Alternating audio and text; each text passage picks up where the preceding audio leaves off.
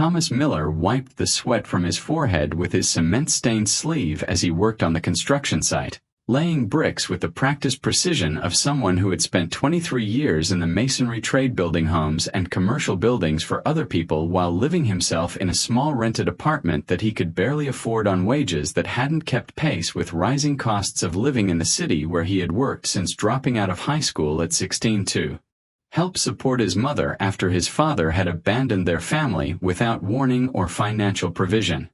"Tommy, you got a minute?"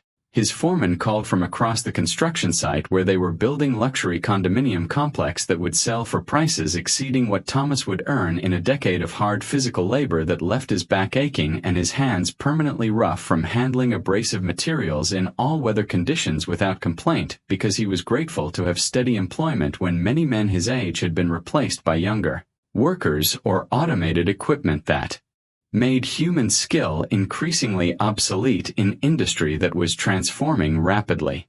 "Sure thing, what do you need?" Thomas responded while setting down his trowel and walking over to where his supervisor stood, looking uncomfortable in a way that suggested conversation would be unpleasant rather than routine discussion about work schedules or material deliveries that constituted normal interactions between them during workday. "Listen, this is awkward, but I got to tell you that company is downsizing and we're letting go of several guys, including you, effective end of this week," the foreman explained with genuine regret evident in his expression, because Thomas was a reliable worker who never complained and who had trained several younger masons who would be kept on payroll while he was being terminated despite his seniority and experience. Economic conditions are tough and owners decided they need to cut labor costs to stay competitive. And unfortunately that means saying goodbye to some good people like yourself who've been with us for years but who cost more than recent hires because of wage increases you've earned through longevity with company.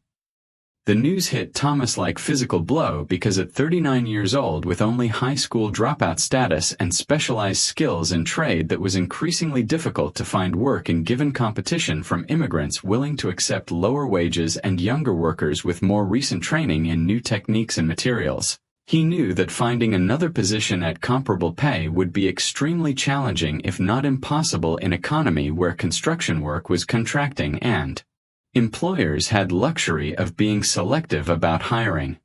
"I understand," Thomas said quietly while trying to maintain dignity despite feeling panic rising about how he would pay rent and buy groceries without steady income that had been barely sufficient when he was working full-time, but that would be completely inadequate if reduced to whatever part-time or temporary work he could find while searching for permanent position. "When do I get final paycheck and any severance that might be owed?"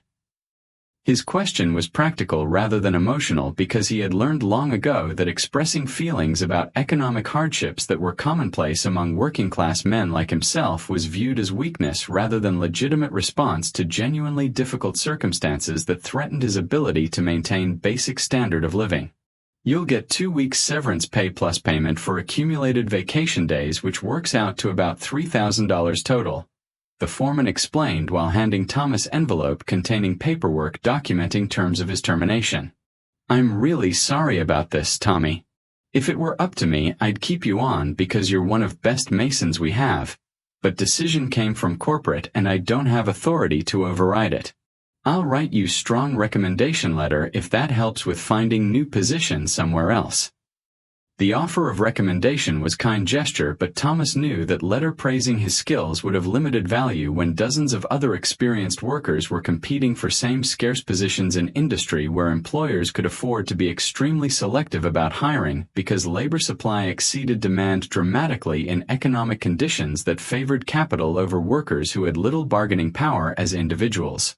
Thomas spent the remainder of the week completing his final projects while trying not to think too much about uncertain future he was facing without steady employment or savings beyond the modest amount he had accumulated in retirement account that he couldn't access without penalties until reaching age when retirement seemed impossibly distant, given that he would need to work for at least another 25 years if he hoped to have any financial security in old age. On his last day at the job site, as he was walking toward bus stop that would take him back to his neighborhood on the edge of the city where rent was cheapest and amenities were minimal, He noticed small child sitting alone on sidewalk crying with no adults visible nearby who might be responsible for her care or supervision in situation that seemed both unusual and concerning given dangers that unaccompanied young children faced in urban environment where predators and accidents posed constant threats. "Hey there, are you okay? Where are your parents?" Thomas asked gently as he approached the girl who appeared to be about 4 or 5 years old with dark curly hair and tear-stained face that broke his heart with its expression of fear and confusion that no child should have to experience.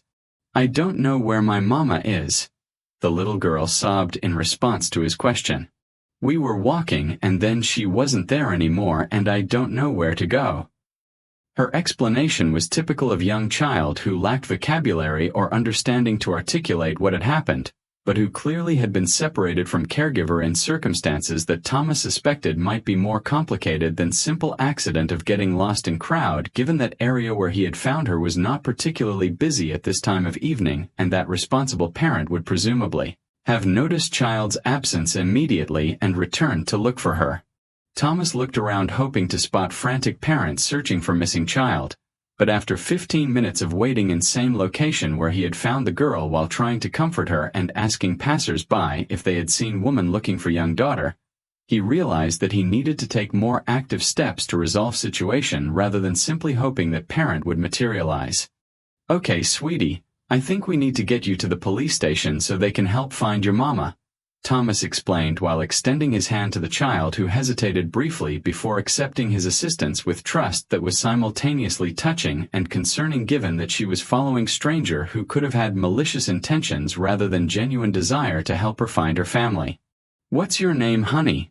he asked as they began walking toward nearest police precinct, which was about 6 blocks away according to his knowledge of neighborhood geography. "My name is Lily," the girl replied while gripping his hand tightly as they walked through streets that were becoming darker as evening progressed toward night when dangers to vulnerable child would increase exponentially if she remained unaccompanied. "That's a pretty name," Thomas said while trying to keep conversation going to distract her from fear and confusion that were obviously overwhelming her small capacity to process traumatic experience of abandonment. "How old are you, Lily?" "I'm 5 years old," she announced with pride that young children typically display about their age as marker of growing maturity and capability. "And what's your mama's name?" Thomas continued his gentle questioning while hoping to gather information that might help police locate child's parent or guardian more efficiently. "Her name is Sarah," Lily provided. But when Thomas asked for last name or other identifying details, she became vague in a way that suggested either that she didn't know information or that she had been instructed not to share personal details with strangers in safety lesson that was ironic given current circumstances where she was dependent on strangers' goodwill for protection. When they arrived at police station, Thomas explained situation to desk sergeant who took down information about where and when he had found Lily and began process of trying to identify her and locate her family through missing persons reports and database of children who had been reported as lost or abducted. "Mr. Miller, we appreciate you bringing her in rather than just leaving her where you found her or assuming someone else would handle situation," the sergeant said while filling out paperwork documenting Lily's arrival at station. "Unfortunately, we don't have any missing persons reports matching her description yet, which could mean that parent hasn't realized she's gone or hasn't reported it to authorities for some reason. We'll keep her here overnight and contact Child Protective Services if we can't locate family by morning." The mention of Child Protective Services triggered alarm for Thomas, who had heard stories about children entering foster care system and experiencing neglect or abuse that was sometimes worse than whatever circumstances had led to their removal from biological families, and he found himself feeling protective instinct toward Lily that was unexpected given that he had known her for less than 2 hours and had no personal connection to her beyond chance encounter on street. "What happens to her if you can't find her family?" Thomas asked with concern evident in his voice. "Will she be okay in foster system?" "Honestly, it varies," the sergeant replied with candor that suggested he shared some of Thomas's concerns about quality of care that children received in overwhelmed system that was underfunded and understaffed in ways that meant outcomes for children were unpredictable and sometimes tragic. Some foster families are wonderful and provide excellent care, but others are less ideal, and some children experience multiple placements that are disruptive to their development and well-being. Best case scenario is that we locate her biological family quickly and can return her to them assuming they're fit parents. But if that doesn't happen, then she'll enter system and we'll see what happens from there. Thomas spent next several hours at police station waiting while officers made phone calls and searched databases trying to identify Lily or locate anyone who had reported her missing. But as night progressed toward early morning hours, it became increasingly apparent that no one was coming to claim her in immediate time frame. Lily, do you remember anything else about your mama or where you lived? Thomas asked gently while sitting with child who was becoming increasingly exhausted and distressed by strange environment and separation from familiar caregiver. We moved around a lot, Lily said with vagueness that suggested unstable living situation. Sometimes we stayed in places with other people and sometimes we stayed in the car. Mama said we were looking for better place to live. Her description raised red flags for Thomas, who suspected that Lily and her mother might have been homeless or transient in ways that would make locating them through conventional channels extremely difficult, and that suggested mother might have been dealing with poverty or other challenges that had compromised her ability to provide stable home for her daughter. Do you have any other family besides your mama? Like a grandma or grandpa or aunts or uncles? Thomas continued his questioning while hoping to identify other potential caregivers who might be searching for Lily. I don't know, Lily replied with a shrug that indicated either genuine ignorance of extended family or lack of contact with relatives who might have been estranged from her mother for reasons that Thomas could only speculate about. As dawn broke without any progress in identifying Lily's family or receiving missing persons reports that matched her description, Child Protective Services worker arrived to take custody of Lily and begin process of placing her in emergency foster care while investigation into her origins continued. Wait, Thomas found himself saying impulsively before he could fully consider implications of what he was about to propose. Is there any way I could take care of her temporarily instead of her going into foster system? I'm the one who found her and she seems comfortable with me. And I just lost my job, so I have time available to care for her while you continue looking for her family. His suggestion surprised even himself because he had never considered becoming foster parent and had no experience with children beyond occasional interactions with nieces and nephews of friends. But something about Lily's vulnerability and the prospect of her entering impersonal bureaucratic system that might not prioritize her individual needs compelled him to offer alternative that felt right even though it was completely impractical given his precarious economic circumstances. That's very generous, Mr. Miller, but becoming foster parent requires background checks, home study, training, and approval process that typically takes several months. The social worker explained with sympathy for his impulse but also professional obligation to follow procedures designed to protect children from being placed with caregivers who might be unsuitable. We can't just hand over custody of child to someone who found her on street even if your intentions are good, because we have no way of verifying that you're safe person to care for vulnerable child. Standard process exists for good reasons related to child safety. Her explanation made perfect sense and Thomas felt foolish for having suggested something so naive. But he couldn't shake feeling that Lily needed someone who would advocate for her specifically rather than becoming one case among thousands in overwhelmed system where individual children's needs were sometimes lost in bureaucratic processes. I understand, Thomas acknowledged. Is there any way I could stay involved with her case or get updates on how she's doing?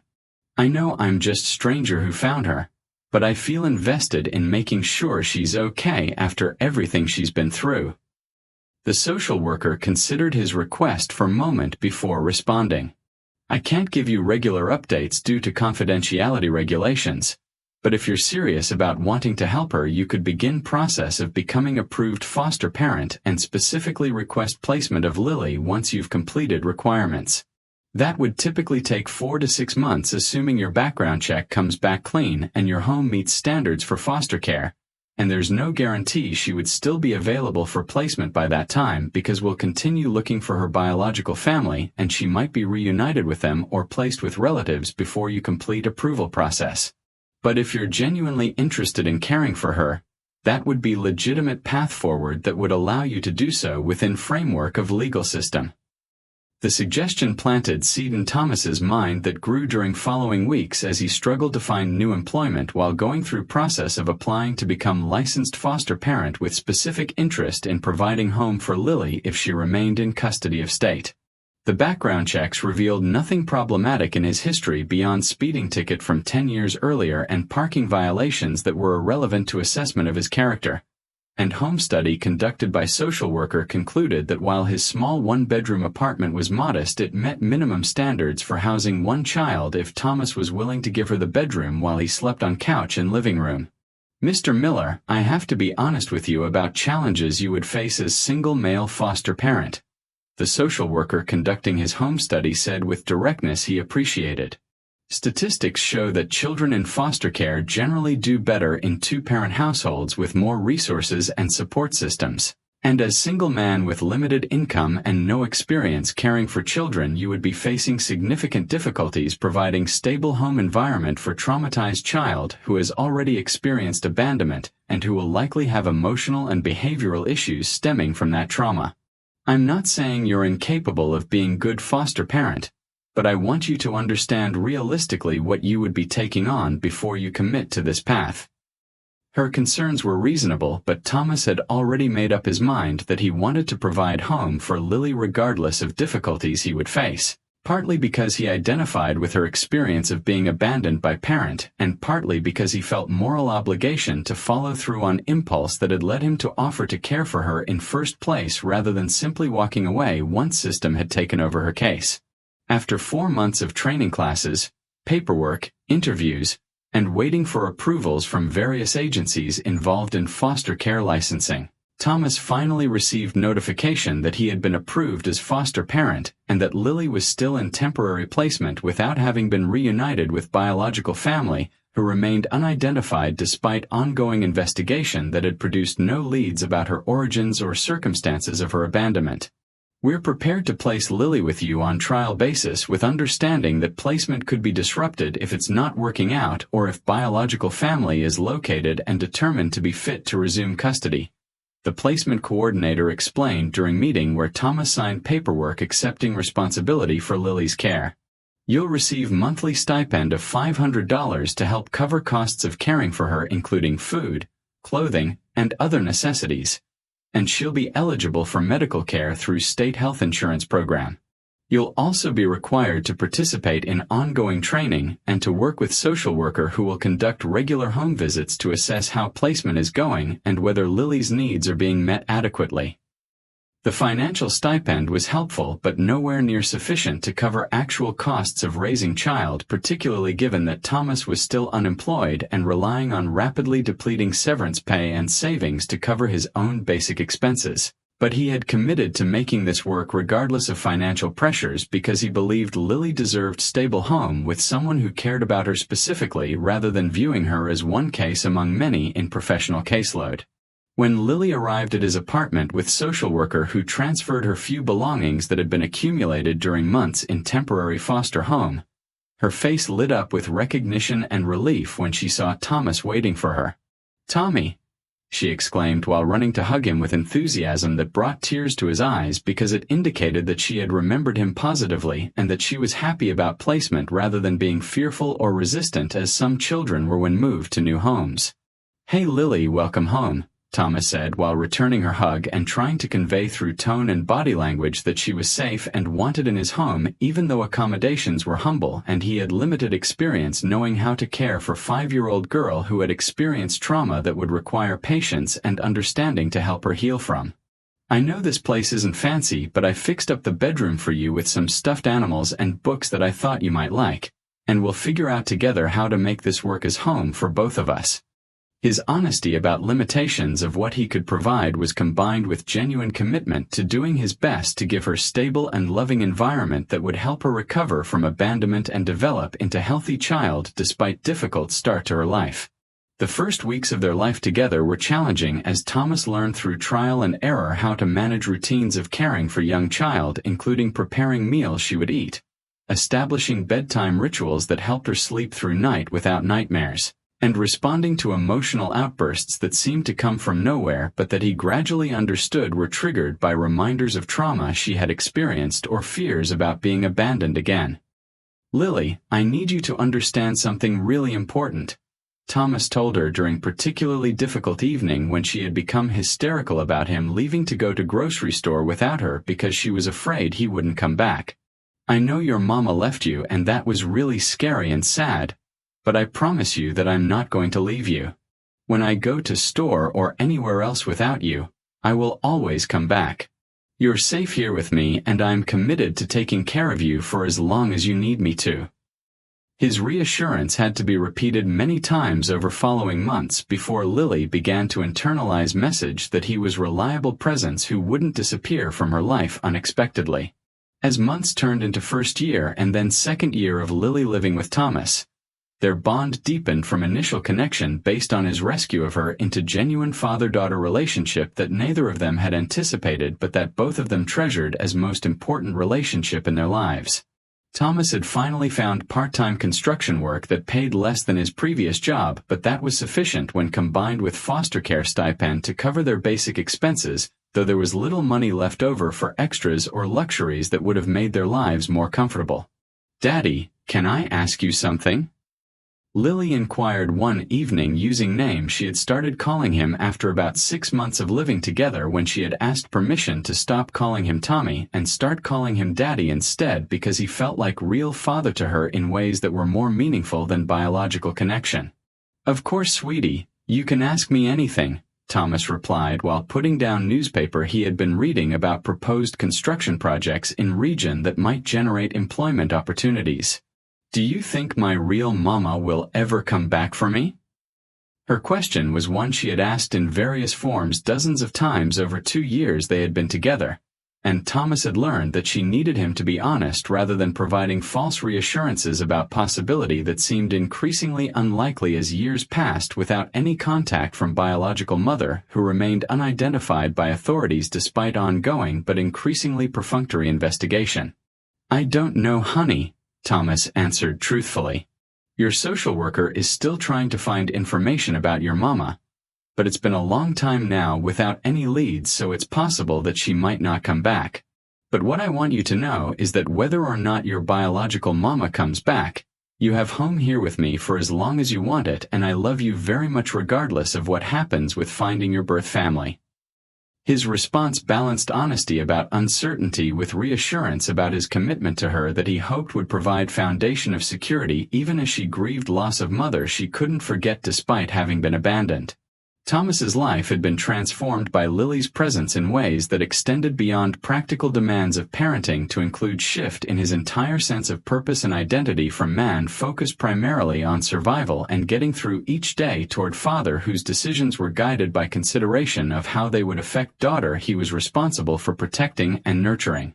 "Thomas, we need to talk about Lily's legal status," her social worker said during one of regular monitoring visits that had continued throughout 2 years of her placement with him.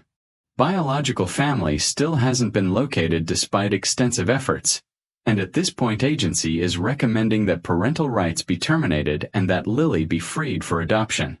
Given successful placement with you and bond that's clearly been established, you would have first option to adopt her if you're interested in making placement permanent rather than continuing as foster parent.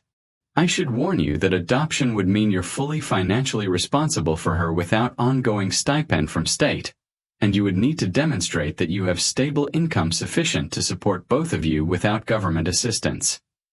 The proposal of adoption was something Thomas had fantasized about but hadn't fully considered as realistic possibility given his precarious financial situation. But he knew immediately that he wanted to adopt Lily and make her legally his daughter if that option was available. "I definitely want to adopt her," Thomas confirmed without hesitation.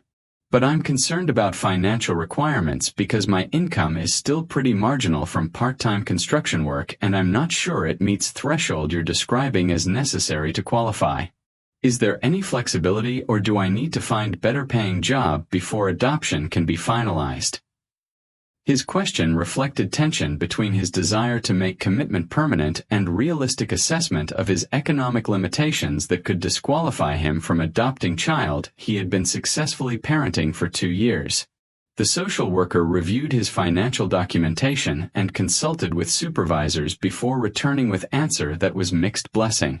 Agency is willing to approve adoption given success of placement, but you'll need to demonstrate stable full-time employment with income above poverty line within next 6 months, or adoption approval will be withdrawn, and we'll need to consider other placement options for Lily that would provide more financial security for her future. The ultimatum created crisis for Thomas, who had been unsuccessfully searching for full-time construction work for nearly 3 years since being laid off from his previous position. And he knew that finding employment meeting requirements within specified timeline would require creativity and possibly relocating to area with better job market, which would disrupt Lily's schooling and social connections she had established during 2 years in their current community. "I'll figure something out," Thomas promised, while feeling anxiety about whether that promise was realistic or simply expression of desperate hope that somehow opportunity would materialize despite limited options available to him. "I'm not going to lose Lily because of money issues if there's any way to prevent that from happening." His determination was absolute, but he had no clear plan for how to transform his economic circumstances rapidly enough to meet agency requirements that threatened to separate him from daughter he loved, regardless of absence of legal or biological ties that typically defined parent-child relationships in conventional understanding.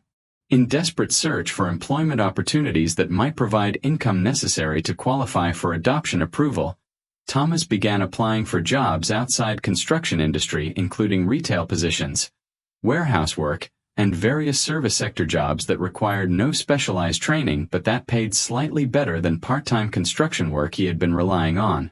After dozens of applications and several interviews that hadn't resulted in job offers, he finally received call from manager of large home improvement store offering him full-time position as department supervisor overseeing building materials section, where his expertise in construction would be valuable asset even though job itself didn't involve actual building work.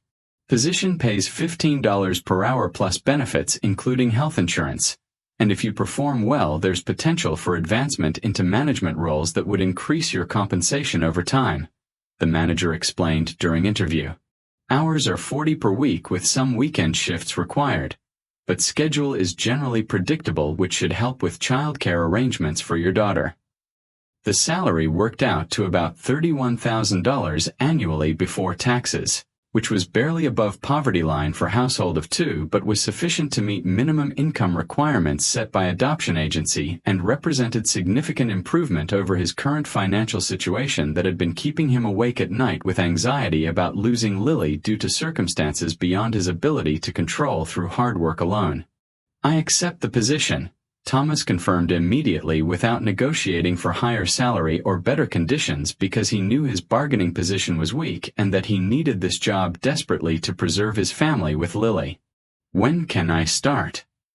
Within 2 weeks, Thomas had begun his new job and had provided documentation to social worker demonstrating stable employment meeting criteria for adoption approval, and process moved forward toward finalization that would legally make Lily his daughter and end ongoing supervision by child welfare agency that had been monitoring their placement for over 2 years. On the day adoption was finalized in family court, with judge who expressed admiration for Thomas's commitment to providing home for abandoned child despite his modest circumstances. Both Thomas and Lily, who is now 7 years old, cried tears of joy and relief that their family was permanent regardless of what future might bring.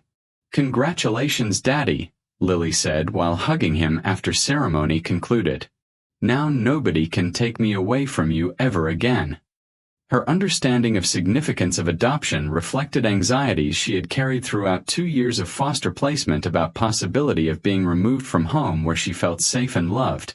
And Thomas was grateful that legal finalization would eliminate that source of insecurity, even though it increased his financial responsibilities in ways that would require careful budgeting to manage.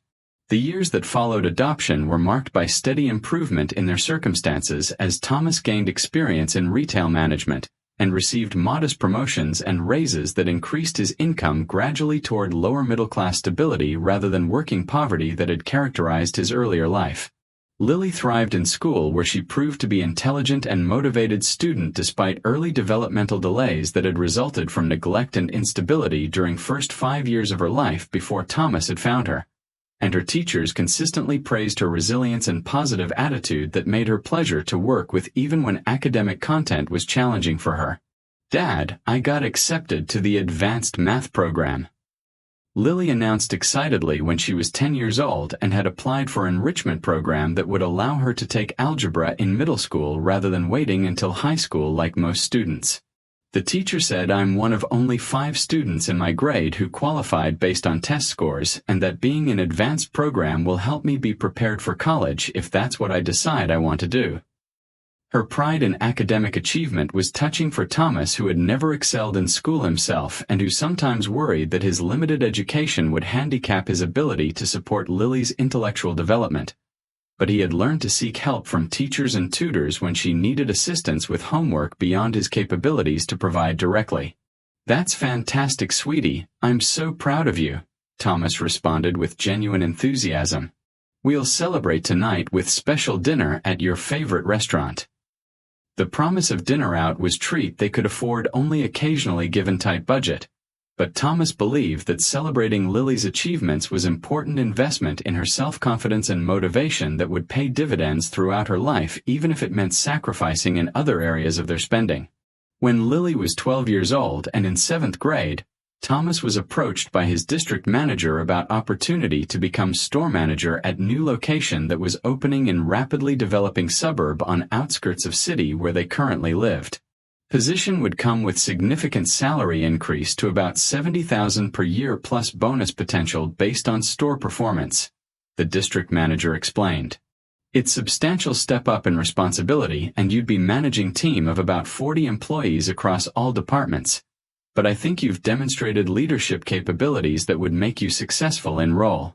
Drawback is that new store location is about 45 minutes from where you currently live, so you'd need to either accept long commute or consider relocating to be closer to work.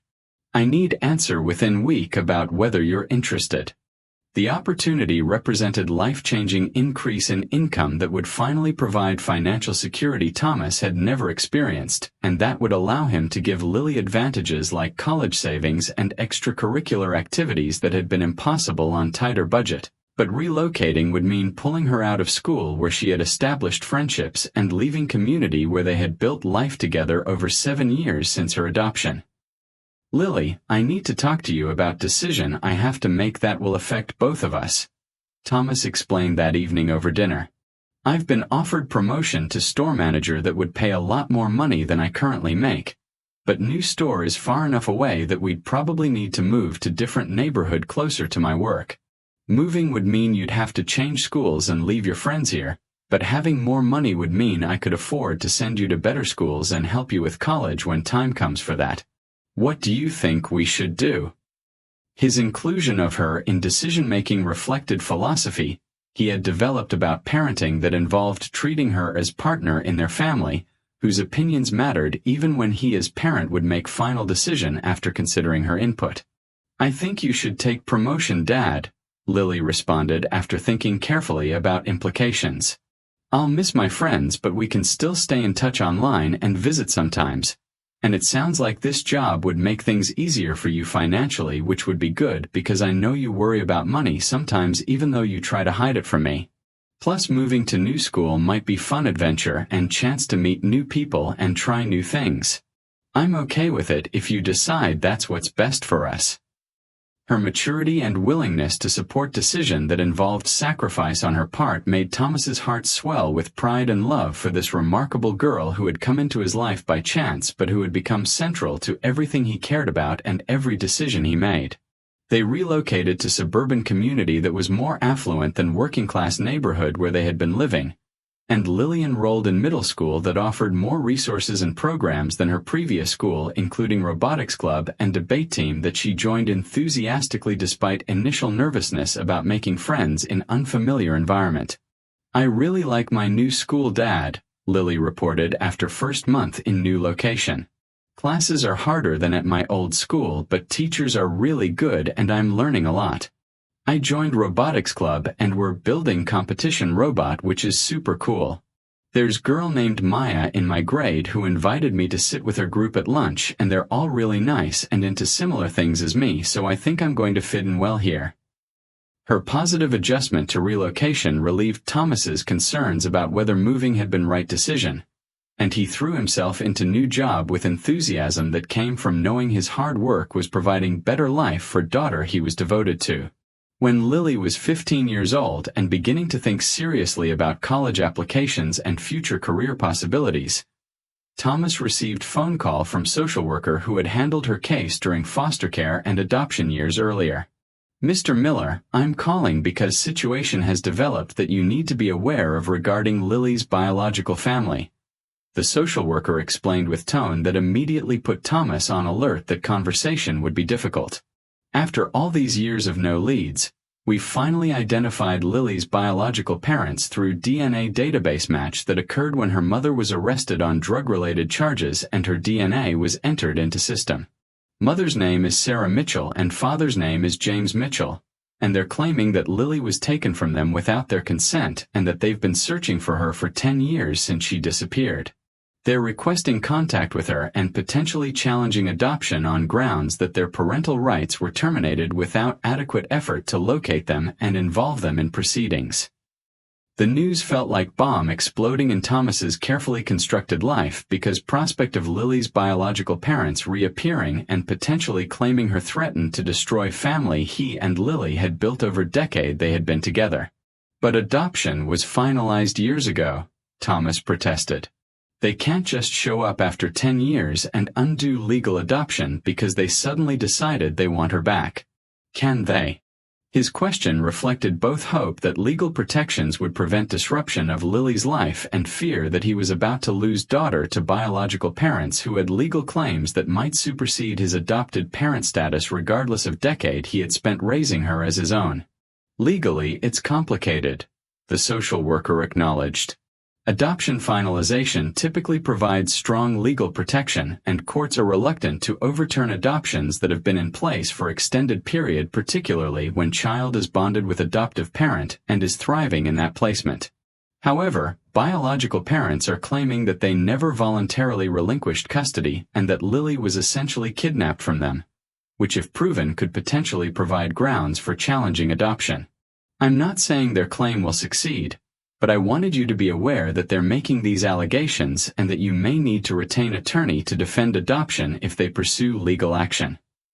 Thomas felt sick with anxiety about threat to his family but tried to remain calm as he processed information and considered what steps he needed to take to protect Lily from being forced into relationship with biological parents who had abandoned her a decade earlier regardless of whatever explanations they might now offer for their absence from her life. Does Lily know about this yet? Thomas asked. No, I wanted to speak with you first before anyone contacts her because you're her legal parent and you have right to be involved in any discussions about contact with biological family, the social worker confirmed. What I'd recommend is that we arrange meeting where you and Lily can speak with biological parents in supervised setting to hear their story and allow Lily to decide whether she's interested in having relationship with them. She's 15 years old now, which is old enough that court would likely consider her preferences about contact with biological family, and forcing relationship she doesn't want would be difficult even if biological parents were to successfully challenge adoption legally.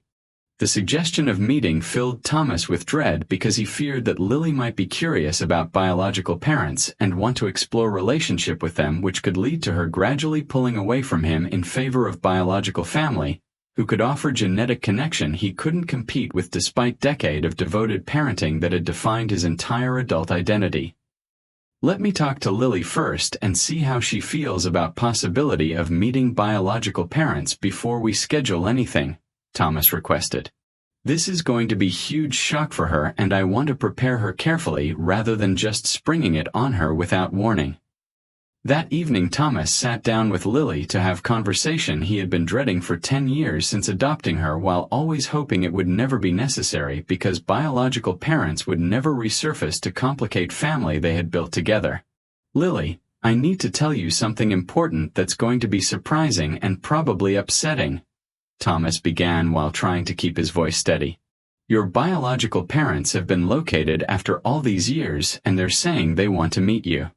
I want you to know that whatever you decide about whether to have contact with them, you're my daughter, and that's not going to change regardless of what relationship you might or might not develop with them. But as your parent, I think you have right to know they've been found and to decide for yourself whether you want to meet them." Lily's face cycled through multiple emotions as she processed news. Shock, confusion, curiosity, fear, and finally something that looked like anger as implications of information settled into her understanding. "Wait. You're telling me that woman who abandoned me on street corner 10 years ago suddenly wants to meet me now? Where was she for past 10 years when you were raising me and taking care of me and being actual parent instead of just disappearing and leaving me alone? I don't understand why I would want to meet someone who obviously didn't care enough about me to keep track of where I was or try to find me during all this time." Her response was more vehement than Thomas had expected, and part of him felt guilty relief that her initial reaction was rejection of biological parents rather than enthusiasm about reconnecting with them, though he tried to suppress that selfish feeling in favor of supporting whatever decision Lily made based on her own needs rather than his fears about losing her. "I understand why you're angry, and those are completely legitimate feelings," Thomas validated. "What I've been told is that your biological parents are claiming they didn't voluntarily abandon you and that they've been searching for you, though obviously I don't know details of their story or whether it's truthful. What I want you to consider is whether you might regret not at least hearing what they have to say before making final decision about whether to have relationship with them. You don't have to decide right now. We can take time to think about it and talk it through as much as you need to before you make choice about whether to meet them." His willingness to support her exploration of relationship with biological parents despite his own fears demonstrated commitment to her well-being over his own emotional comfort that had characterized his parenting throughout the decade they had been together. And Lily recognized his selflessness even as she struggled with conflicting emotions about biological parents who had been absent from her life for so long that they felt like strangers rather than family in any meaningful sense of word. "Can I think about it for a few days before I decide?" Lily asked while wiping away tears that had begun falling as emotional weight of situation overwhelmed her carefully maintained composure. "This is a lot to process, and I need time to figure out what I actually want rather than just reacting based on anger or confusion." Her request for time was reasonable, and Thomas immediately agreed while reassuring her that there was no pressure to make quick decision and that whatever she ultimately chose would have his full support even if her choice created difficulties or emotional pain for him personally. Over the following week, Lily talked extensively with Thomas about her memories of early childhood with biological mother that were fragmentary and often confusing given that she had been only 5 years old when Thomas had found her, and she tried to reconcile vague recollections of woman she had called Mama with current reality that same woman was now requesting contact after a decade of absence that had shaped Lily's entire development from frightened abandoned child toward confident teenager. Preparing for college and adult independence. "I think I want to meet them," Lily finally announced after a week of deliberation. "Not because I'm interested in having ongoing relationship necessarily, but because I have questions about why they left me and what happened during those years when they supposedly were searching for me, and I think I need answers to those questions before I can fully move forward with my life without wondering what their story was. Does that make sense?" Her explanation reflected maturity beyond her 15 years and demonstrated capacity for nuanced thinking that made Thomas proud even as he struggled with anxiety about what meeting might reveal and how it might change dynamics of their relationship. The supervised meeting was arranged at Family Services office with social worker present to facilitate conversation and ensure that interaction remained appropriate and didn't become overwhelming for Lily, who was understandably nervous about encountering biological parents she hadn't seen in a decade and barely remembered from early childhood. "Lily, oh my God, you've grown so much," Sarah Mitchell exclaimed when she first saw a daughter she hadn't laid eyes on since Lily had been 5 years old. "I've thought about you every single day for past 10 years and I've never stopped searching for you after you were taken from me. I'm so sorry for everything you've been through, and I want you to know that losing you was the worst thing that ever happened to me, and that I would have done anything to find you if I had known where to look." Her emotional display seemed genuine, but Thomas noticed that Sarah's appearance suggested years of hard living with signs of drug use visible in her thin frame and poor dental health that indicated ongoing substance abuse issues that raised questions about her fitness as parent regardless of emotional attachments she might feel toward daughter she had lost. "Can you explain what actually happened that day when I was found alone?" Lily asked with directness that cut through emotional atmosphere to address practical question that had haunted her for years. "Because I remember being left somewhere and you not coming back, but I don't understand why you would leave me alone if you actually cared about me like you're saying now." Her challenge forced Sarah to provide explanation for abandonment that had defined Lily's childhood trauma and that needed to be addressed honestly if any relationship between them was going to be possible moving forward. "The truth is complicated and not something I'm proud of." Sarah began with obvious discomfort about having to acknowledge her failures as parent in front of daughter who had suffered consequences of those failures. "Your father and I were both struggling with addiction at time, and we were living in our car because we had been evicted from our apartment and didn't have money for rent anywhere else. That day we had been walking through city trying to find shelter for night, and I had stepped into convenience store to try to get some food. While I was inside, police officer approached your father who was waiting outside with you and started questioning him about why he was loitering with small child. Your father panicked because he had outstanding warrants for his arrest and he ran away without thinking about fact that you were standing right there. By the time I came out of store, both of you were gone and I spent rest of that day and months afterward trying to find you without any luck because I didn't know your father had been arrested and that you had been taken to police station as lost child. I reported you missing but because we were homeless and I had history of drug problems, police didn't take my report seriously and assumed I was negligent parent who had lost custody deservedly rather than mother whose child had been separated from her through circumstances beyond her control." Her explanation provided context that made abandonment somewhat more understandable than simple neglect, but it also confirmed that substance abuse and unstable lifestyle had created conditions where losing track of 5-year-old daughter had been possible in first place. "So where have you been for past 10 years while I was growing up with Dad?" Lily pressed while gesturing toward Thomas who sat quietly beside her providing silent support without interfering in conversation she needed to have with biological mother. "If you were really searching for me, why did it take 10 years to find me when I was in foster care system and then adopted through official legal proceedings that should have been traceable if you had actually been looking consistently?" Her skepticism about Sarah's claims of sustained search was warranted given that decade had passed without any contact despite multiple opportunities for biological parents to have located her through child welfare system if they had been pursuing search with genuine determination. "I'm not going to lie to you and pretend I was perfect or that I did everything I should have done," Sarah admitted with tears streaming down her face. "After losing you, I fell deeper into addiction because I was using drugs to numb pain of losing my daughter, and for several years I was so consumed with my own problems that I wasn't capable of mounting effective search even though I thought about you constantly.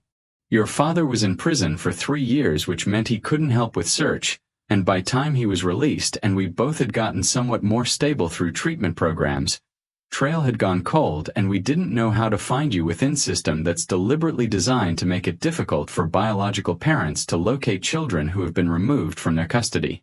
It wasn't until I was arrested last year and my DNA was entered into database that match was made identifying you as my daughter through genetic connection.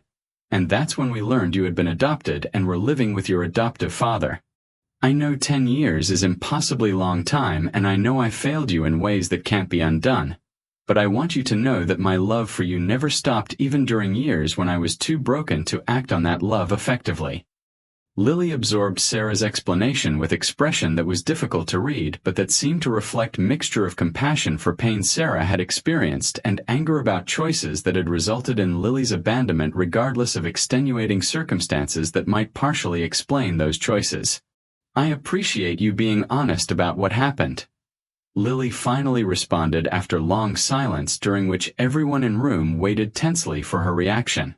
But I need you to understand that whatever biological connection we have, Thomas is my real father in every way that matters.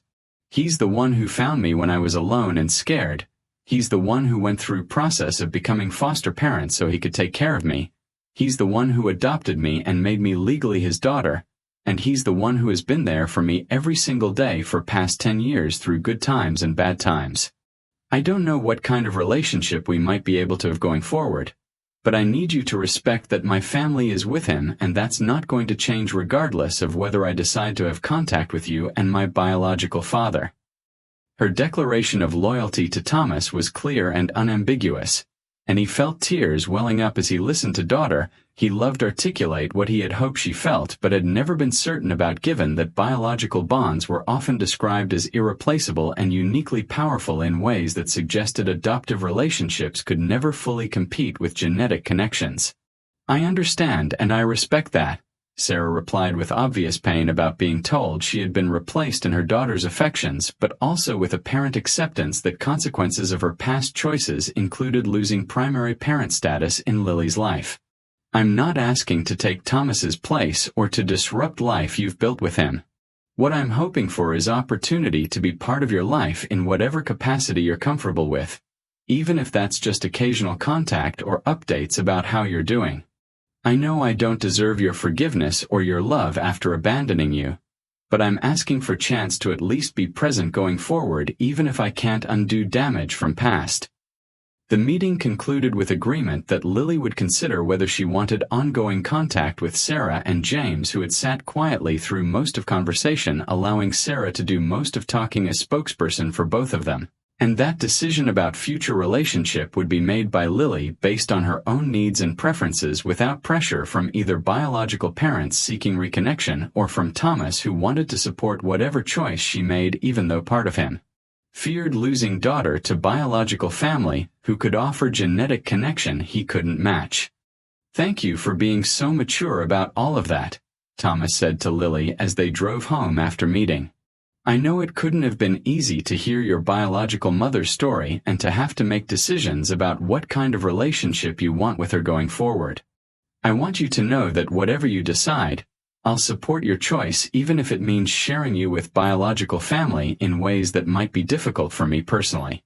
You're my daughter and I love you, and that's not going to change regardless of what other relationships you develop. His reassurance was meant to give Lily freedom to explore connection with biological parents without worrying about hurting him or damaging their relationship. Though he couldn't completely hide anxiety he felt about possibility that she might gradually pull away from him as she developed bond with biological family, who shared her DNA and ethnic heritage in ways that he, as white adoptive father of Hispanic daughter, couldn't replicate despite decade of devoted parenting. Dad, I need you to understand something really important, Lily replied while reaching over to take his hand. Meeting my biological mother today didn't change how I feel about you or make me question who my real family is. If anything, seeing her and hearing about choices she made that led to me being abandoned just reinforced how grateful I am that you found me and chose to make me your daughter, even though it was hard for you financially, and even though you didn't have to take on responsibility of raising someone else's child. You saved my life in very literal sense, because who knows what would have happened to me if I had ended up in foster care system bouncing between different homes instead of being adopted by someone who genuinely loved me and prioritized my well-being over everything else. I might decide to have occasional contact with Sarah because I'm curious about my biological heritage and because part of me feels some compassion for her struggles with addiction. But she's never going to be my mom in a way that you're my dad. That position is filled permanently and non-negotiably. Her declaration brought such profound relief and joy to Thomas that he had to pull car over because tears were blurring his vision too much to drive safely, and they sat together in parking lot hugging while both of them cried about emotional intensity of day and about depth of bond they shared that had been tested but not weakened by reappearance of biological family who had claims based on genetics but couldn't compete with decade of shared history and mutual devotion that defined their father-daughter relationship. Over the following months, Lily did maintain occasional contact with Sarah through supervised visits and phone calls that allowed her to learn more about her biological heritage and to develop understanding of circumstances that had shaped her early childhood. But these interactions remained peripheral to her primary family relationship with Thomas, who continued to be a central figure in her life as she navigated challenges of high school and began planning for college applications. "Dad, I got my SAT scores back and I did really well," Lily announced excitedly when she was 16 years old and beginning intensive process of preparing college applications. "My counselor says with my grades and test scores I should apply to selective universities, including some Ivy League schools that might offer full scholarships for students from low-income families like ours. She thinks I have real chance of getting into top programs if I write strong essays and get good recommendation letters." Her academic success was source of immense pride for Thomas, who had always known she was intelligent, but who sometimes marveled at how far she had come from traumatized 5-year-old he had found crying on street corner toward accomplished young woman preparing to attend universities he had barely known existed during his own truncated education. "That's incredible, sweetheart. I'm so proud of you," Thomas responded with enthusiasm that was genuine, even as he felt a twinge of anxiety about what her departure for college would mean for him personally, given that parenting her had been central organizing principle of his life for over a decade, and that prospect of empty nest felt simultaneously like achievement to be celebrated and loss to be mourned. "We'll need to start visiting colleges and working on applications. And I'll help however I can, even though I'll admit that selective university admissions process is pretty far outside my area of expertise." His acknowledgement of limitations was meant to be humorous, but Lily heard underlying insecurity and moved quickly to reassure him. "Dad, you've already helped me more than you probably realize by providing stable home and consistent support that allowed me to focus on school instead of worrying about basic survival like I would have been if I had ended up in dysfunctional foster placements. The fact that I'm even in position to apply to selective colleges is entirely because of foundation you provided by choosing to adopt me and by working hard to give me opportunities despite financial limitations we faced. Whatever happens with college applications, your contribution to my success is what made everything else possible."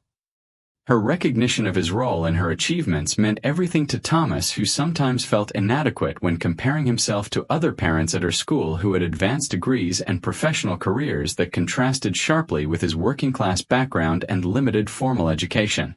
The college application process consumed much of Lily's senior year as she crafted essays about her experiences being abandoned and adopted, and about how those experiences had shaped her aspirations to work in social services, helping other children who had experienced trauma and instability during their developmental years.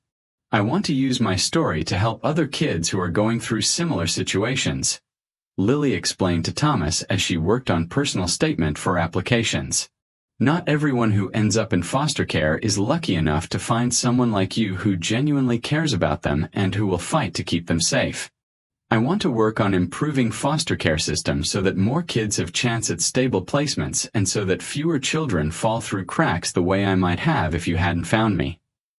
Her sense of purpose and commitment to using her experiences to benefit others demonstrated character development that Thomas attributed partly to her natural resilience and partly to values he had tried to instill through his parenting about importance of helping others and contributing to community rather than focusing exclusively on individual advancement. When acceptance letters began arriving in spring of her senior year, Lily had multiple options, including several prestigious universities that offered full financial aid packages covering tuition, room, board, and even stipends for books and personal expenses that would allow her to attend without creating financial burden for Thomas, who had been worried about how he would help pay for college given modest income from his retail management position. "Dad, I got into Harvard with full scholarship that covers everything," Lily announced with barely contained excitement when thick envelope arrived with acceptance letter and financial aid package that seemed almost too good to be true. "This means I can go to one of best universities in country without you having to pay anything beyond maybe helping with transportation costs to get there and occasional care packages. I can't believe this is actually happening."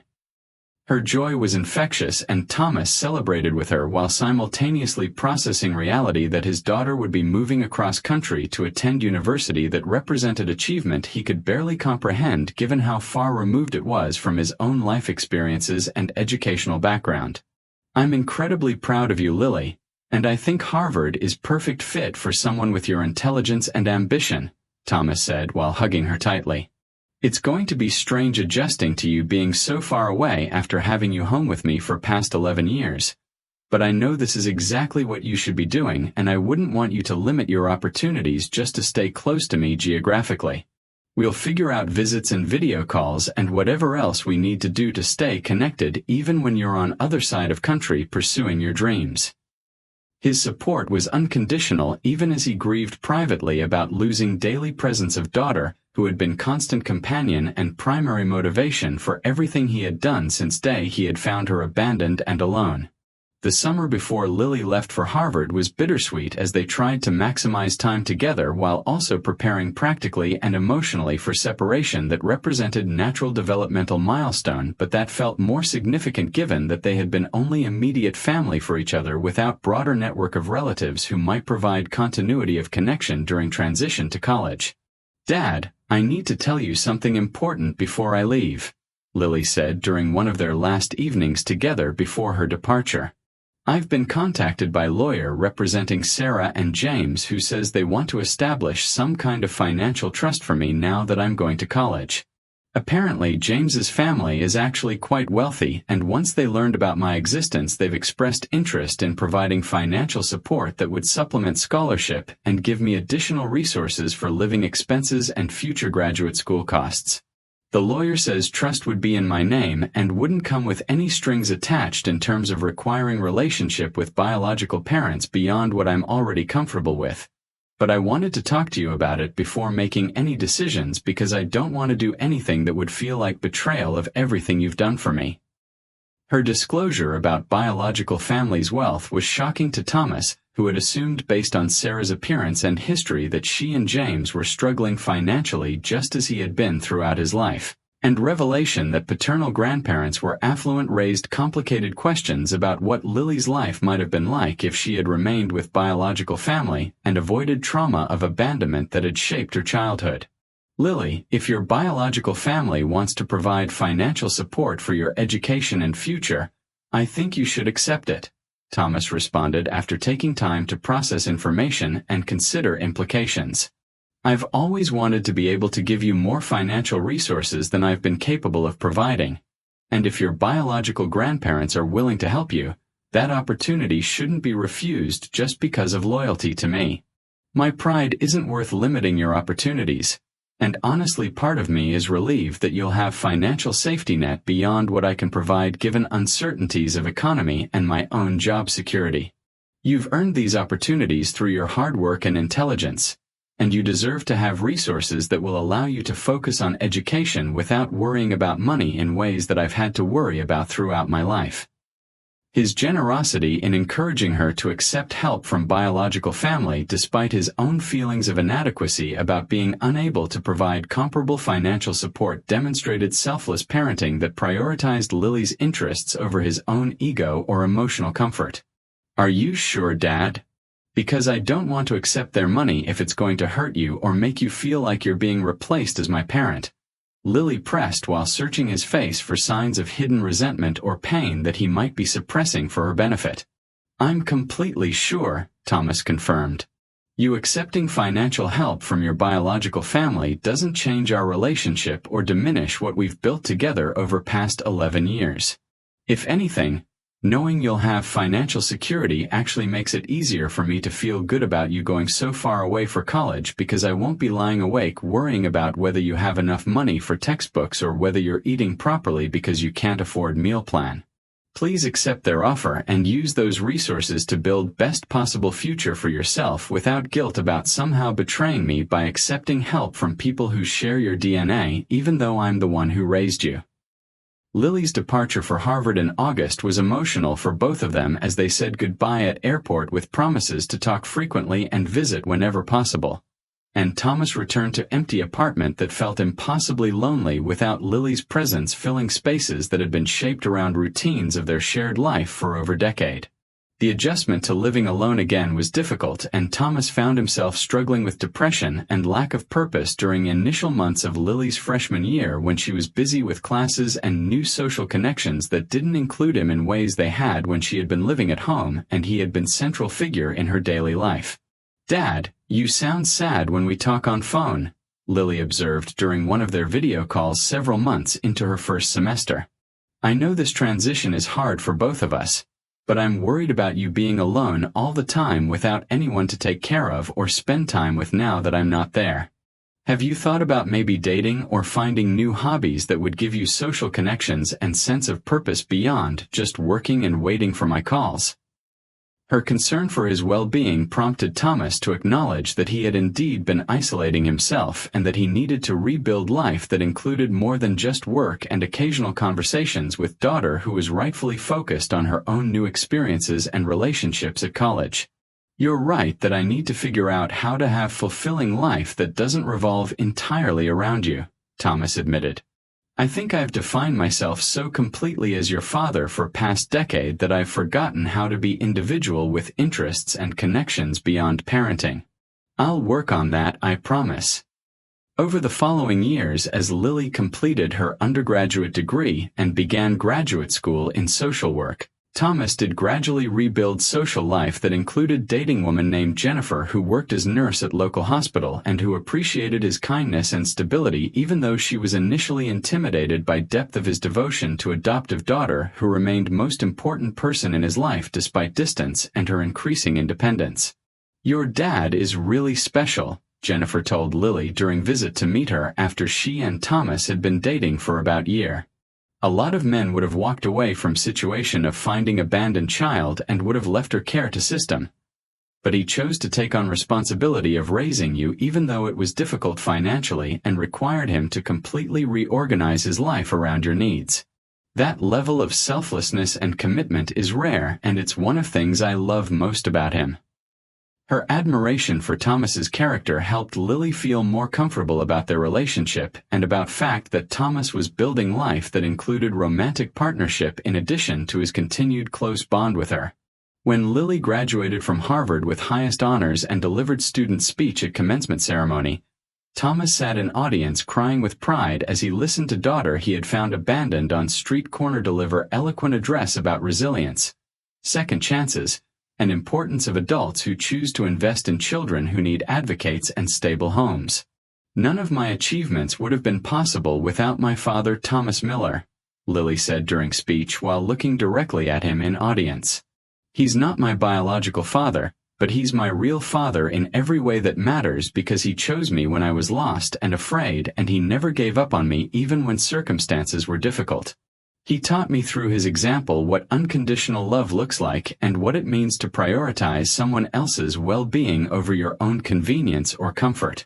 This degree belongs as much to him as it does to me because his sacrifices and his faith in my potential made it possible for me to be standing here today."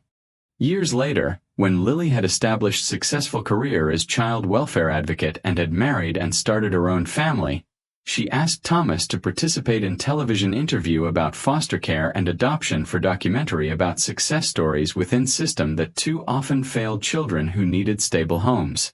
"Tell us about the day you found Lily," the interviewer prompted. "What made you decide to take responsibility for a child who was a complete stranger to you rather than just dropping her at police station and walking away?"